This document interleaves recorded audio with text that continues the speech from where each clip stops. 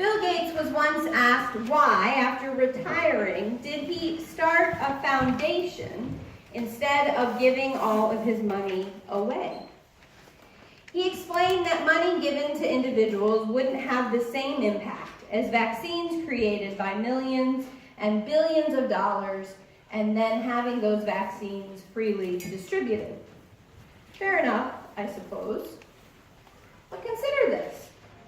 Bill Gates could give everyone on Earth $10 and still be left with $2.26 billion. This got me to thinking. Now, $10 is not the same to me as $10 is, say, to someone living in a place where they live below the global poverty level, or say someone living on less than $1 a day. Of course, $10 has a lot more impact, right? Mm-hmm. But it got me to thinking lately about money and generosity.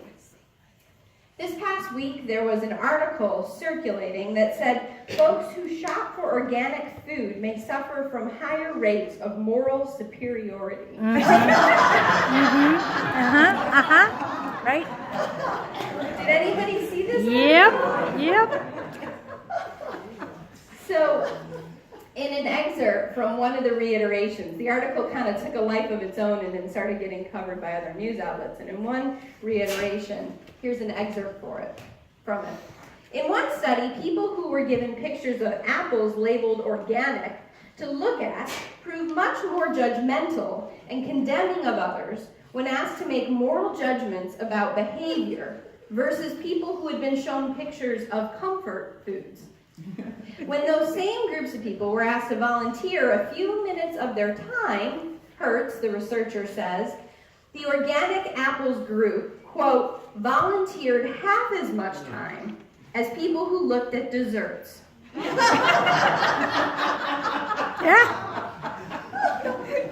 Oh, no, I thought. This is the most inconvenient truth as I prepare to preach about generosity.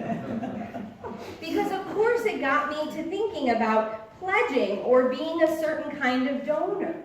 You know, the kind of labels that all different organizations that are nonprofits have for donors that you sign up for, like sustaining or supporting, or for God's sakes, you built the organization, or that's not really a category, is it?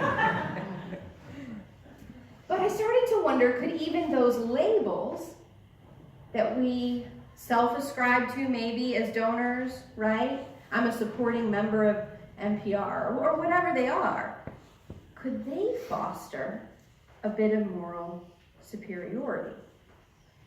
Could I exercise a sense of I'm better because I give in a certain way, and therefore find myself slightly less attentive or responsible in interpersonal dynamics? Going back to Bill Gates for a moment, I started to think about how we give, and when we give in such a way that it's almost an act of control, because we presuppose we have the best answer for the problem impacting someone else. And so we control the method, not only of payment, but the direction with which that payment is given. And I started to think, what does that also do to any of us who've received such a directed gift? It changes the nature of the giving, right? It changes the very nature of our relationship to one another. It reminded me of one of my favorite generosity jokes about a man who goes to heaven. And when he gets to heaven, St. Peter says, well, what have you done with your life? How have you given to others? And the man says, well, I haven't. And St. Peter says, nothing? Like, your whole life? You never gave anything to anyone? And the guy thinks, and he says, wait. There was 1 year that I gave a quarter in the Salvation Army bucket. A quarter? Like, once? Over your whole life? Yeah, said the guy. I did it. I'm sure of it. Check it out. St. Peter says, well, hold on a minute. This is a little complicated. I'm not sure what happens here. I got to go ask for some advice. So St. Peter goes to God and finds God in God's study and says, look, I got a guy at the gate who his whole life, the only thing he ever did was gave a quarter, but he gave a quarter, he put it in the bucket. What should I do? And God sits back and thinks for a minute and then says, give him his quarter back and tell him to go to hell.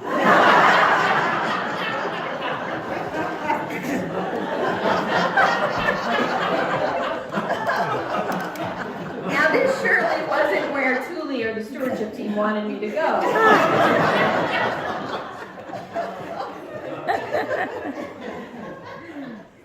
But I started thinking a little bit about the threat of generosity. And I think that is a little bit of a crux here. How do we give in a way that doesn't cultivate moral superiority? Or what's more, how do we give in a way that doesn't keep the reins of control and actually reinscribe oppression and the very categories that we're trying to liberate ourselves from? And hopefully liberate one another. Some years ago, many NGOs and nonprofits, it was all the rage to talk about toxic charity. Has anyone heard this phrase before? There was a book that was published. What it meant in short form was giving in a way that not only didn't change the dynamics and systems of poverty, but actually made the giver feel good and maintain the status quo of poverty and suffering.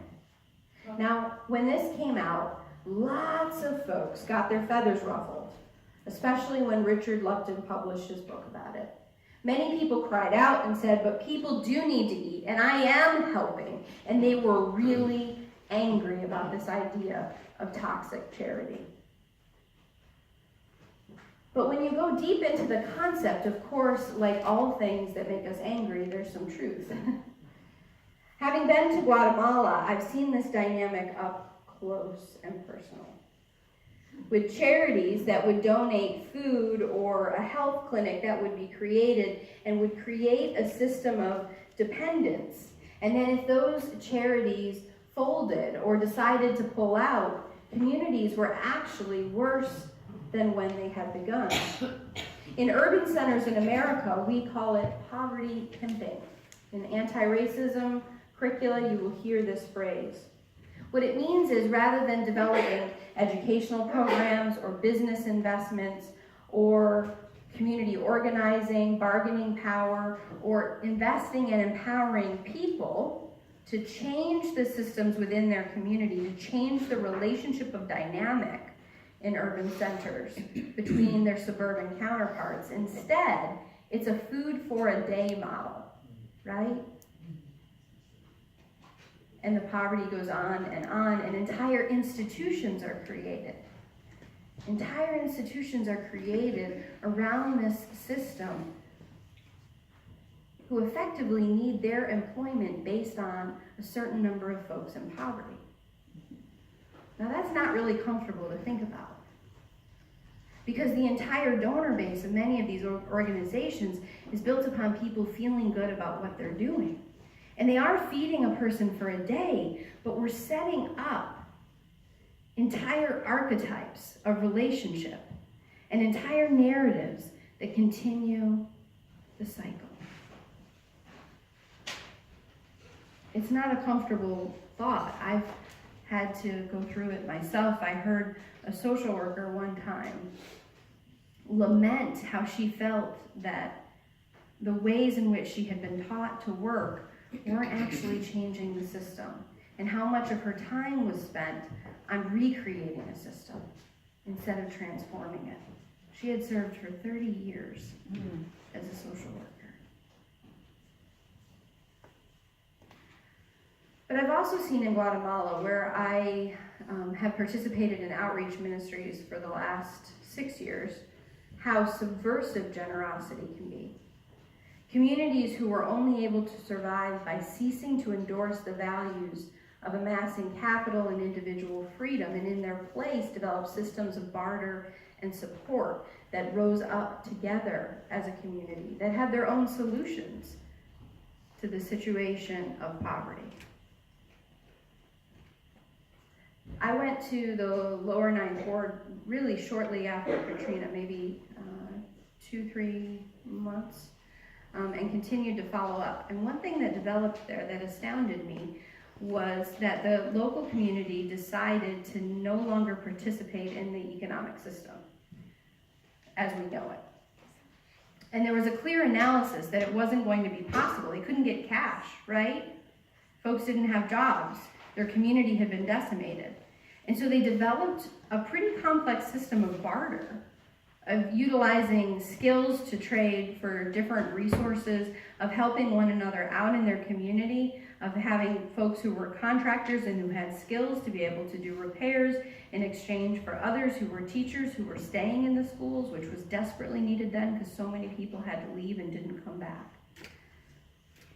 I've borne witness to how generosity can pose an incredible threat, a force of subversion to our culture that so often demands a zero-sum game, right? That places competition as the method to success. When generosity, though, can cultivate the collective, the shared, it is liberating. And it's a different way of giving for the giver, and it's a different way of receiving for the receiver. It dissolves those boundaries even of giver and receiver, because it comes from a place of a deep, abiding interdependence. Does that make sense? Are you all there? Okay. I'll give you a really simple and kind of humorous example. When I first was coming to Summit and getting to know the area, Tuli offered to take me out for lunch. She wanted to show me a burrito place. So she took me out to the burrito place, and she said, this is one of the easy places to get, she knows where I'm going with this. This is one of the easy places to get lunch during the week, and was just showing me around town, right? So we're waiting for our burritos, and they have a sauce bar, if anybody has been to Tito's. And they have little cups and paper bags, and you put your sauces in your bag with your utensils or whatever you're taking for that day.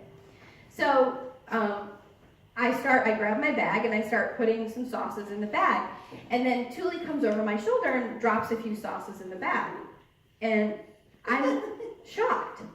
So I take her sauces out, and I keep going. And she, not seeing that I've taken them out, sees them on the counter and then just drops them back in the bag. And I said, Tuli, I mean, this is my bag, because I'm thinking surely she doesn't understand that this is my sauce bag, that I am arranging in a particular way so I know where the sauces are. And she said, yeah, I know, so I'm just putting my sauces in there. And we had this beautiful moment of cultural learning for me, where I was like, but you're putting your sauces in my bag. Why are you putting your sauces in my bag? There's other bags. And she said, but we don't need 2 bags. We can put all our sauces together and share. And I'm like, share? Share sauces? So it's just a little moment, right? That demonstrates how easy it is to get very, just kind of entrenched in a system of individualism. Just a little example. But then expand that out to our giving. This is my money. I'm going to give it in this way, so you do this thing with it. But what if it was something even more radical? This is our money. And what are we going to do together? And how are we going to be together in this world? Because there's no my bag, my house, my town, my bubbled world. It's not possible any longer, if it ever was, to live in that kind of isolation. It's just not.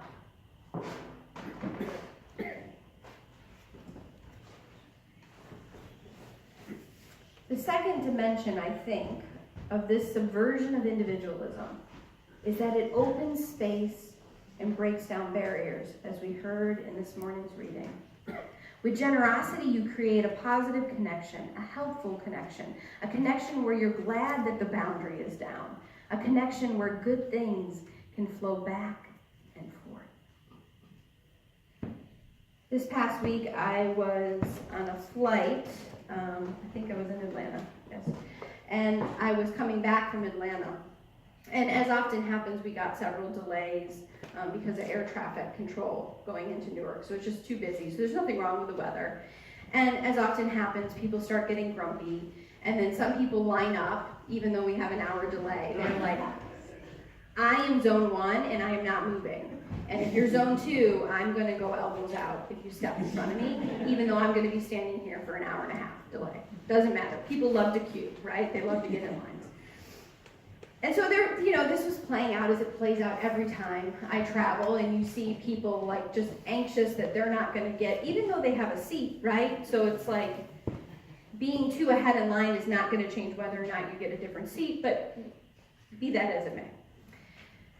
And folks are kind of just being irritated, and it's starting to feel like that airport just has no space. There's constant announcements going over. Folks are tired. Some people have somewhere really important to be, and now they're going to miss their connection. And you just feel that there's not exactly a spirit of generosity flowing through the airport. And then something happened that I've never had happen to me. The pilot came out and got on the microphone, and he said, I'm sorry for the delay, folks. I want you to understand that it is air traffic control, but part of our delay is that we have a military person with us. And so everyone is kind of like, okay. And then he said, who is deceased? And we are taking his body home to his family. And the pilot explained that he was retired Air Force, and that he would ask for our patience because he and his co-pilot were going to go down to pay their respects, and they invited anyone who would like to rise and go to the windows to do so. He explained that when we got to Newark, we were going to have to sit on the plane for a little while so that the family could be brought out, and the pilot could go down once more and meet with the family. And in a moment, the airport that had felt constricted, and people who had felt irritated, and who had lacked an absolute sense of generosity and kindness to one another, it was as if it dissolved. And everyone rose and went to the windows and stood there. I think we were there for maybe 30 minutes, 40 minutes, as this process unfolded, as police escorted the coffin and then placed it into the plane, as the pilot paid his respects. And for the rest of our delay and the rest of our flight, people were just kind to one another, right? They couldn't help but say, oh, please go in front of me. I can see that you need to get on the plane before I can. You can't stand as long. Or can I help you with that bag? Folks were kind with the airline flight attendants. Is there anything we can do? Thank you so much. And when we landed in Newark, no one grumbled about having to wait.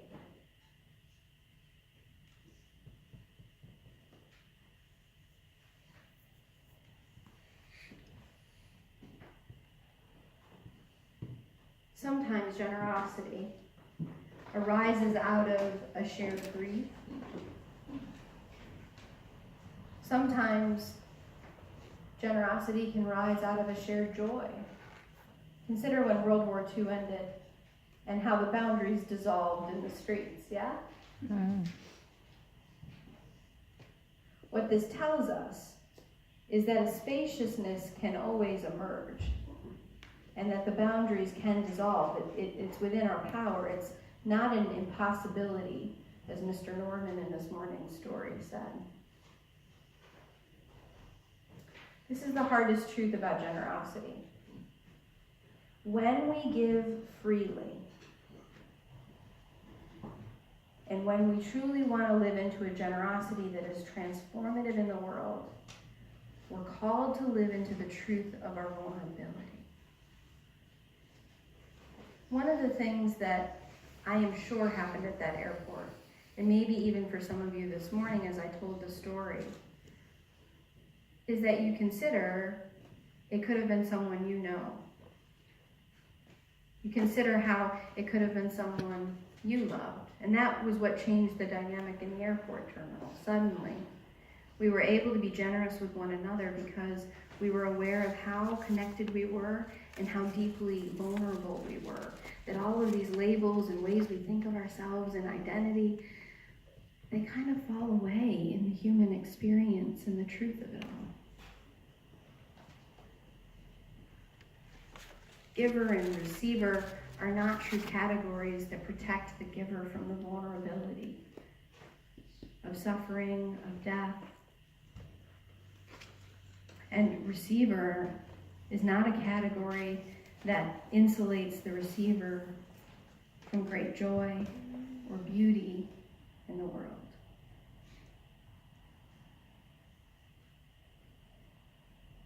It can be hard if you think of yourself in one of these categories to shift into a place of vulnerability and understanding, to shift into the dynamic of relationship that is fluid. I know when I was a hospital chaplain, I was dating someone who went to India and came back with a form of dengue fever. And so I found myself in the hospital, right, where I was a chaplain. And the chaplain came in and said, just like they, always do, as nice as can be, like, "Hi, I was just stopping by to see if you need anything." And I turned my head and snapped it so quickly and said, "We don't need anything, we're fine." Now, I was a chaplain. Right? So what was that about? Because I thought of myself as a chaplain, a helper. And somehow that protected me from needing help. I didn't need help. I wasn't a person who needed help. I was a helper. But of course I was. I hadn't really been living with generosity, because when you really live with generosity, you understand it not as an act that you do to protect yourself from harm, like the man in heaven, right? I gave a quarter. But as an act that comes out of our interdependence. It's something, of course, you would do because it wasn't solely mine. It's something, of course, we would do, not as an act of self-protection, but because it's what we do as humans together. That's actually our nature. That's actually our original state of being that has been corrupted. Generosity, you see, threatens cruelty and evil in this world when it makes bare our soul to one another. Whether giving or receiving, when it's done as a connective act, and we can create both a spaciousness within ourselves as well as within our world, we close the gap. We get an inch closer to beloved community. Now, this takes work, often looking in the mirror and asking, why am I giving? Or how did it make me feel to receive that? What story am I telling about myself or others? It takes commitment, a soul force, and it takes courage to act contrary to how we've been taught. It takes resilience. The hardest pain, I think, to recover from in my life has been when I meant to help and instead I caused injury. But if we can shift into an interdependent generosity, a way of being with one another that dissolves the barriers, imagine that spiritual legacy. It's the story of Murray Grove. It's the story of this congregation, right? Of people who gave freely to someone that they knew they would never know nor be related to, nor have any self-interest or control over, but simply to create a spaciousness. place the cornerstone of a foundation for their future. To quote the poet Jan Richardson, this is how the stars get into our bones. I close now with her words. It comes from the helpless place in you that despite all cannot help but hope, the part of you that does not know how not to keep turning toward this world, to keep turning your face toward this sky, to keep turning your heart toward this unendurable earth, knowing your heart will break, but turning it still. I tell you, this is how the stars get in your bones. This is how the brightness makes a home in you. As you open to the hope that burnishes every fractured thing it finds and sets it shimmering. A generous light that will not cease no matter how deep the darkness grows, no matter how long the night becomes. Still, still, still, the secret of secrets keeps turning in you, becoming beautiful, becoming blessed, kindling the luminous way by which we emerge, carrying our shattered hearts like constellations within us, singing to the day that will not fail to come. So may we weave together a beloved community.